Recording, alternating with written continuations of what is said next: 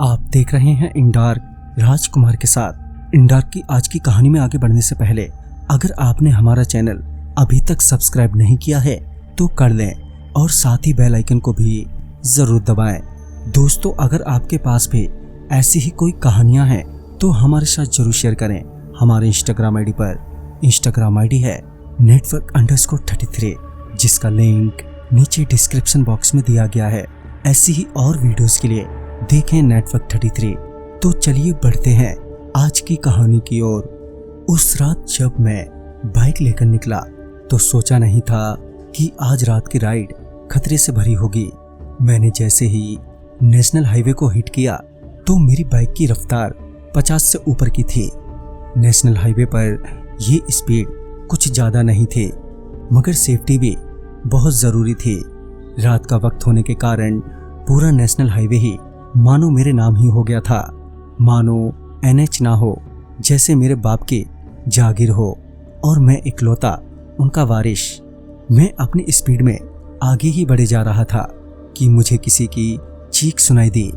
मैंने बाइक को साइड में लगाते ही आसपास देखा तो मेरी नज़र सड़क के बिल्कुल किनारे में कराते हुए एक आदमी पर गई। मैं उसके पास गया तो वो भी एक बाइकर था जिसे किसी ने पीछे से टक्कर मार दी थी।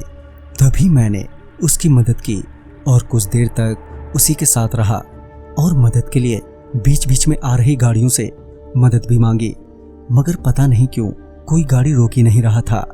मानो सबको हाईवे की चुड़ैल का डर हो। खैर, एक भले ही आदमी ने थोड़ी हिम्मत दिखा ही दी और गाड़ी रोक कर मदद कर दी। उस आदमी के बाद मैं आगे निकला।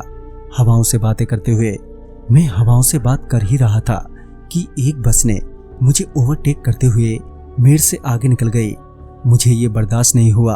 भला कोई रोडवेज बस मेरी बाइक से आगे कैसे जा सकती थी। मैंने उस बस को ओवरटेक के लिए अपने बाइक की स्पीड बढ़ा दी। अब मेरी बाइक 70 की स्पीड में और बस के ठीक पीछे थी।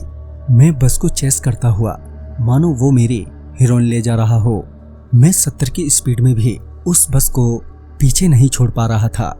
मैंने स्पीड 80 की कर दी, मगर बस अभी भी उतनी ही दूरी पर चल रही थी। फिर मुझे लगा कि कहीं दिखाने के चक्कर में कुछ हो ना जाए।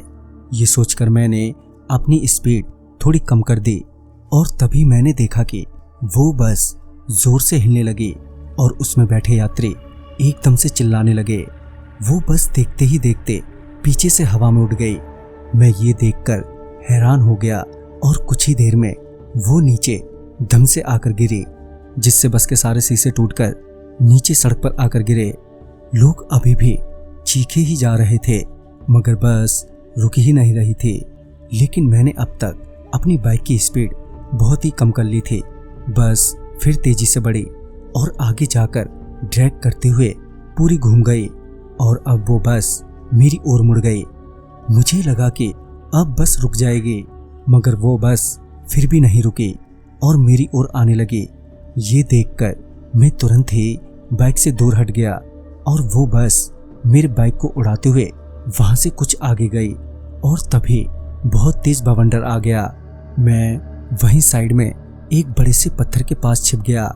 उस वक्त इतनी धूल हवा में फैल गई थी कि उस बवंडर के कारण सांस लेने में भी दिक्कतें होने लगी थी। खैर, कुछ ही देर बाद वो बवंडर भी शांत हो गया और वो बस ना जाने कहाँ गायब हो गई, मगर मेरी बाइक तो पूरी तरह से बर्बाद हो चुकी थी। फिर मुझे भी अपने लिए लिफ्ट मांगनी पड़ी। अब मुझे ये तो पता नहीं था कि ये क्या था, कोई हॉन्टेड बस या फिर महज एक हादसा। खैर, ये जो कुछ भी था, पर उस वक्त मेरी जान तो बच गई थी। आई होप कि उस बस की सवारियों की भी जान बच गई हो, वो सभी सही सलामत हो। तो दोस्तों, इस कहानी में बस इतना ही। कहानी आपको पसंद आई हो तो लाइक शेयर करें और साथ ही हमें कमेंट बॉक्स में ज़रूर बताएं। तो मैं आपका दोस्त राजकुमार जल्द ही मिलूंगा आप ही की भेजी हुई एक नई कहानी के साथ। तब तक के लिए बाय एंड टेक केयर।